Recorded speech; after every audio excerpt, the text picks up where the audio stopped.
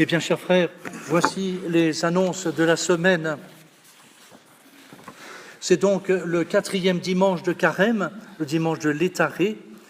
C'est la raison pour laquelle la Sainte Liturgie nous demande, autant qu'il est possible, de mettre les ornements roses, de fleurir l'autel et puis de faire entendre les orgues dans ce temps de Carême. Et nous faisons donc aujourd'hui aussi la mémoire des saintes Perpétue et Félicité martyrs. Nous aurons cet après-midi à 16h15 le chapelet à Notre-Dame-des-Dons et à 18h la Sainte-Messe à la chapelle Sainte-Anne de la Baule. Demain lundi, c'est la fête de saint Thomas d'Aquin, confesseur et docteur de l'Église. Nous aurons la messe à 8h. Nous ne manquerons pas de prier pour l'école de la Providence et pour nos dominicaines. Saint Thomas est l'un de leurs grands saints patrons et c'est le patron des écoles catholiques. Mardi, c'est la fête de Saint Jean de Dieu, confesseur. Nous aurons la messe à 8h. Mercredi, Sainte Françoise Romaine, veuve, messe à 8h. Jeudi, les Saintes 40 martyrs de Sébaste, messe à 11h. Vendredi de la Féerie, messe à 8h. Et samedi, Saint Grégoire le Grand, pape et docteur de l'Église, messe à 11h. Et je serai à votre disposition l'après-midi pour les confessions de 17h à 19h. Enfin, dimanche prochain, ce sera le dimanche de la Passion. Nous aurons les messes aux heures habituelles, à 8h à Notre-Dame-des-Dons, à 10h ici, et à 18h à la chapelle Saint-Maurice. Je vous signale dès maintenant, chaque année c'est la même chose, mais il est bon de le rappeler, pour le dimanche de la Passion, j'assurerai bien sûr les 3 messes, mais pour le dimanche des Rameaux, donc le dimanche suivant, il n'y aura qu'une cérémonie ici, et qui sera avancée à 9h. Notez bien, donc pour le dimanche des Rameaux, la cérémonie de la bénédiction et de la procession des rameaux commencera à 9h et sera suivie, bien sûr, de la Sainte Messe. Mais il n'y aura pas de messe à Notre-Dame-des-Dons, ni dans l'après-midi à Saint-Maurice, ou à la Baule. Pardon.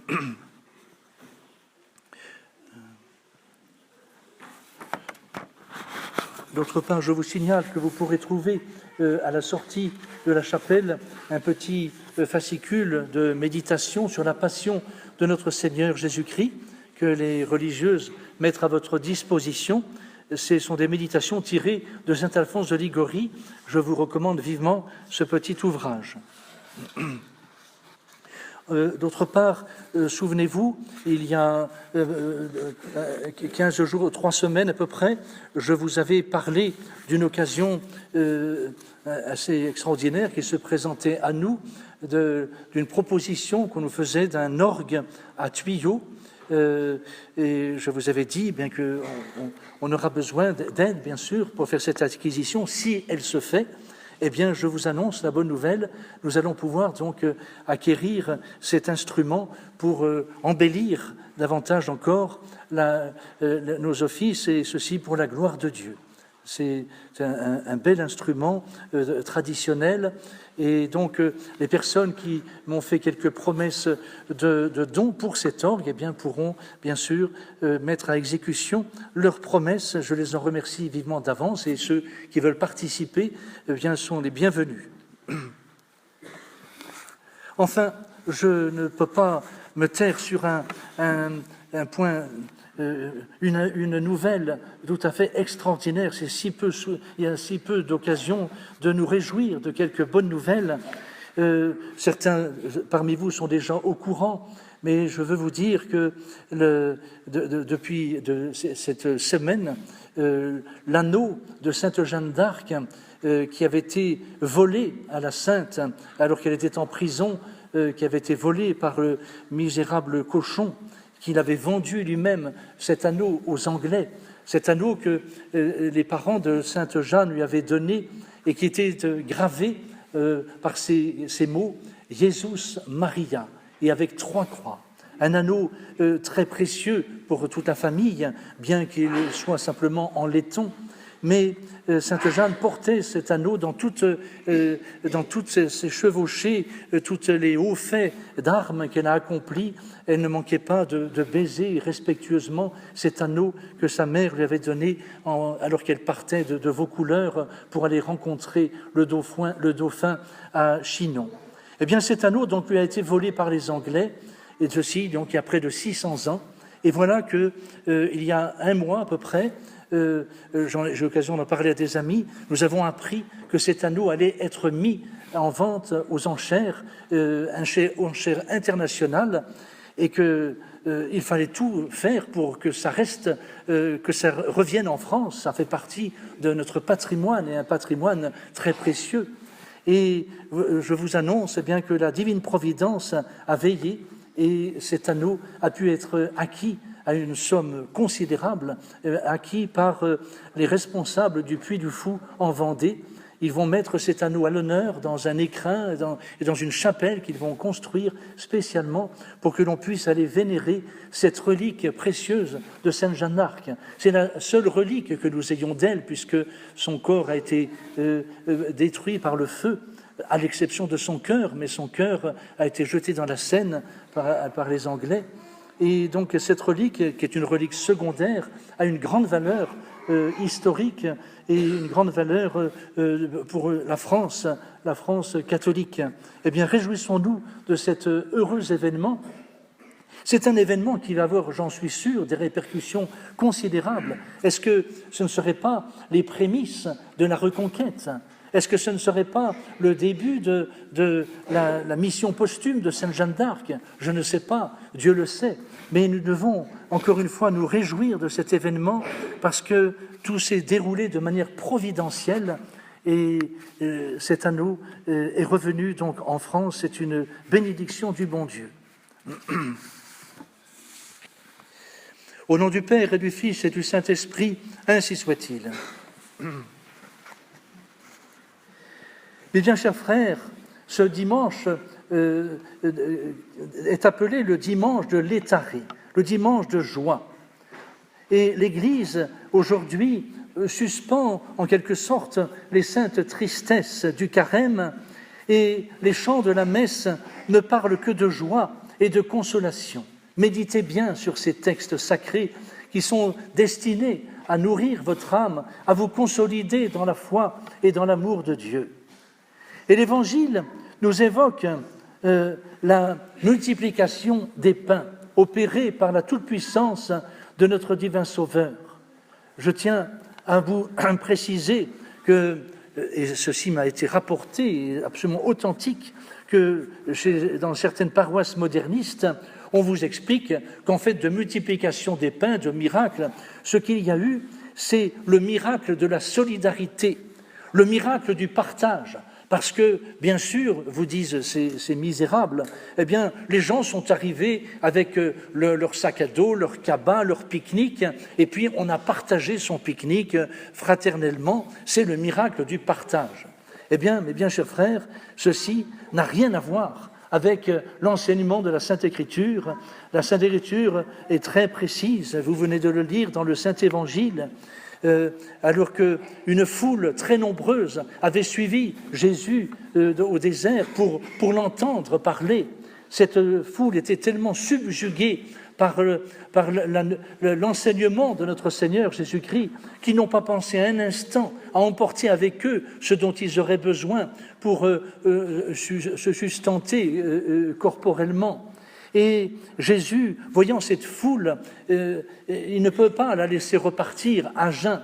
Et c'est la raison pour laquelle il demande à l'apôtre Philippe où achèterons-nous du pain pour nourrir, donner à manger à tout ce monde ? Et Philippe, complètement stupéfait par la question de notre Seigneur, il y a là, ne l'oublions pas, plus de 5000 personnes. Il y a ici, réponse Saint Philippe, il y a ici un jeune homme qui a 5 pains d'orge et 2 poissons. Mais qu'est-ce que cela pour tant de monde ? Et Jésus lui dit, faites-les asseoir. Ils s'assirent donc au nombre d'environ 5000 hommes. Et Jésus prit les pains et ayant rendu grâce, il les distribua à ceux qui étaient assis, et pareillement des 2 poissons, autant qu'ils en voulaient. Mais bien, chers frères, c'est là un effet de la toute-puissance divine de notre Seigneur. N'oublions pas que ce temps de la vie publique de notre Seigneur est très proche de son issue fatale, est très proche de la rédemption, et donc de la mort cruelle de notre divin Sauveur, qui va verser tout son sang à cause de nos péchés. Et Jésus veut, par cet événement, éclairer ceux qui n'ont pas encore compris. Jésus veut leur prouver, par cet événement extraordinaire, qu'il est le maître et créateur de toutes choses, qu'il a la puissance, par un simple vouloir, la puissance sur les créatures, et qu'il pouvait en effet, sans difficulté, multiplier ses pains et ses poissons pour nourrir cette foule. Et il est bon de noter, sous la figure de ces pains matériels, multipliés par la puissance de Jésus, notre foi doit découvrir le pain de vie descendu du ciel, qui donne la vie au monde. Cette nourriture eucharistique que notre Seigneur a instituée, en nous précisant que celui qui ne mangera pas de ce pain et ne boira pas de ce vin ne pourra partager la gloire du ciel. Eh bien, c'est notre Seigneur qui, lui, à la distribution de la Sainte Communion, qui multiplie cette Sainte Communion pour nourrir tous les fidèles qui veulent recevoir le pain des anges, qui veulent recevoir la Sainte Eucharistie. Et nous lisons à la fin de l'Évangile que tous ces hommes, cette foule qui était là présente, que notre Seigneur venait de rassasier avec tant de bonté et une puissance si miraculeuse, n'avaient plus qu'une pensée, le proclamer roi. Et ainsi, ceux qui ont la dévotion à la Sainte Messe n'ont qu'une aspiration, faire le Christ roi dans leur cœur. Ce n'est qu'autour du saint sacrifice de la messe que peut s'échafauder l'ordre dans la société. Ce n'est pas par hasard si le saint curé d'Ars disait « Laissez une paroisse 10 ans sans prêtre, on y adorera les bêtes ». Oui, mais bien chers frères, le saint curé d'Ars avait parfaitement raison et nous pouvons le vérifier aujourd'hui. Et c'est un grand malheur que la disparition de la Sainte Messe. Il y a encore quelques rares bastions de résistance où est maintenue la Sainte Messe. Ne manquez pas d'en rendre grâce à Dieu et de vous organiser pour venir le plus souvent possible assister au Saint-Sacrifice de la Messe, même en semaine, si votre emploi du temps vous le permet. Organisez-vous, venez assister à la Sainte Messe. Vous y recevrez des grâces considérables, indispensables pour nous consolider dans la foi, dans le témoignage de la foi, dans les temps présents. Et il est bon aussi de noter dans cet enseignement qui nous est dispensé par cet évangile, que non seulement le miracle de la multiplication des pains est une leçon qui nous est donnée pour nous rappeler l'existence et l'assistance permanente de la providence auprès de nous, mais elle est aussi une figure expressive de la nourriture spirituelle dont nous ne devons pas craindre de trop user.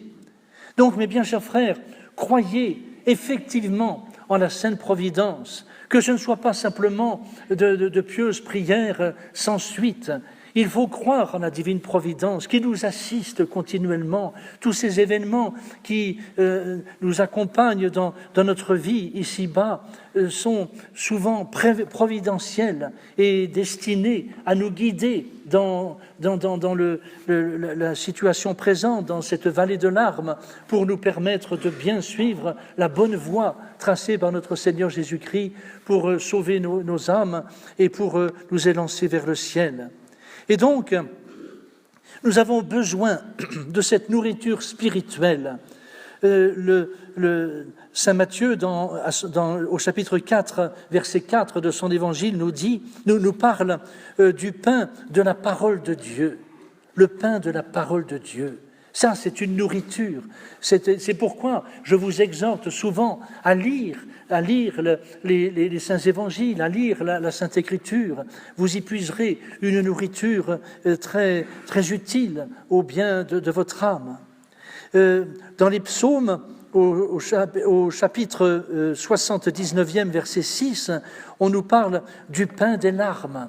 Oui, là aussi, en méditant l'enseignement de notre Seigneur, eh bien, nous serons touchés aux larmes, nous serons dans les meilleures dispositions pour pleurer nos péchés, pour pleurer tout ce qui, dans notre conduite, n'était pas en conformité avec la loi du bon Dieu, avec la volonté de Dieu. Et ces larmes de pénitence sont très fructueuses, sont très utiles.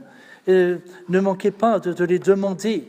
Et puis, en Saint Jean, chapitre 6, verset 30, il y est question du pain eucharistique. Eh bien, nous devons manger de ce pain spirituel continuellement, surtout pendant ce temps de carême, précisément pour nous consolider dans la pratique de la vertu. Et il est bon également de noter que Dieu pourvoit à nos besoins par sa divine providence, comme notre Père.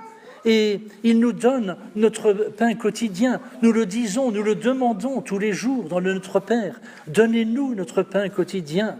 Parce que nous avons besoin, certes, du pain pour nourrir nos corps, mais nous avons besoin aussi de ces autres pains que je viens d'évoquer pour nourrir notre âme.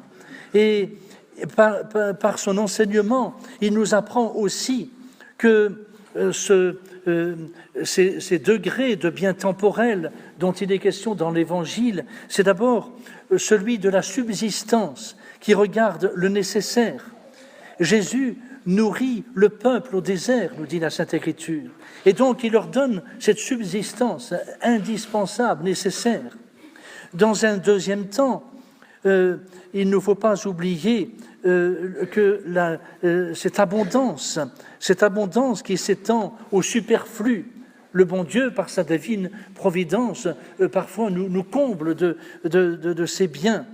Et il est dit dans la Saint Évangile, après qu'ils furent rassasiés, il restait encore 12 paniers pleins. C'est dire combien notre Seigneur a donné avec profusion, avec magnificence, pour que chacun puisse se sustenter. Et enfin, il nous enseigne ici même de ne pas gaspiller ces biens qu'il a mis entre nos mains. Nous devons les utiliser toujours pour le bien. Et si nous avons trop de nourriture, veillez à pourvoir auprès des pauvres. Et enfin, troisième degré dans les bontés de Dieu, c'est la grandeur qui embrasse les fortunes extraordinaires. Et en effet, il nous est dit dans l'Évangile, le peuple, étonné d'un si grand miracle, accourt vers Jésus pour le faire roi. Vous le voyez, mes bien chers frères, il est important de bien tirer profit de cet enseignement et nous rappeler que devant toutes ces bontés, cette magnificence, cette miséricorde de Dieu à notre égard, il y a des dangers qui se dressent devant nous pour nous empêcher de faire fructifier ces biens. À l'égard du nécessaire, il y a l'empressement et l'inquiétude. Cette inquiétude qui n'est pas chrétienne. Qu'est-ce que nous allons devenir demain, que sais-je ?